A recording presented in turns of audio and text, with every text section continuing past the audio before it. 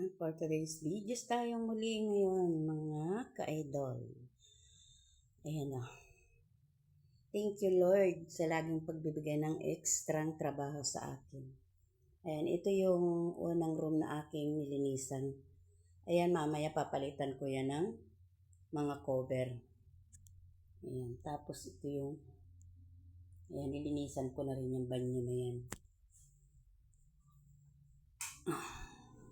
Diba? Malinis na rin.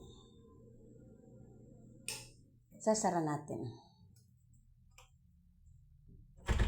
Yan, ito po yung unang kwarto na aking nilinis. Number 4. Ayan. Tapos ito yung number 3. Ayan, malinis na rin to. Malinis na rin siya. Ayan, papalitan na lang siya ng mga cover. Ayan, ito yung mga hinubad. Ayan, lahat ng mga hinubad dyan. Tapos mamaya pagkatapos talagang linisin, ay papalitan na namin niya ng cover. Ayan, number 3. Itong number 2.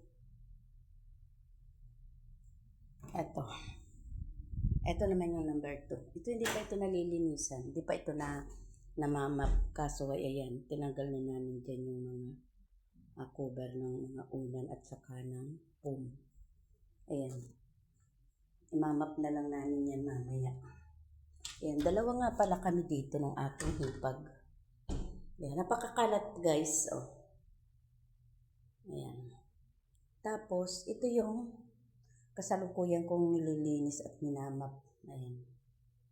Malinis na rin siya. Natanggal ko na rin yung mga cover. Tapos ay namap ko na siya. Kaso uulitin ko pa siya ng map. Para dalawang padaan sa map. Ayun nga pala yung mga ginamit ko mga basahan din. Tapos ay natimpla nga pala ako ng kape. Kasi nga umahalat na ang aking tiyan. Ayan. Dito lang muna. Yung number, ito nga pala yung kasalukuyan kong nililinis na room. Ay number 5 siya.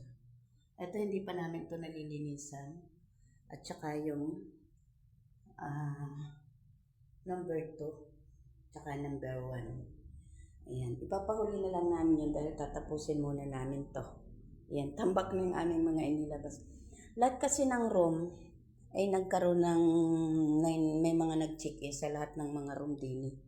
Kaya ako ay muling pinatawag at ako ang katukatulong dito ng aking hipag dahil ako yung kinukuha dito, ako yung naitraini ng paglilinis at pagpapalit ng mga cover dito. Kaya kapag maraming nag-check-in ay ako yung tinatawag para mag-extra dito.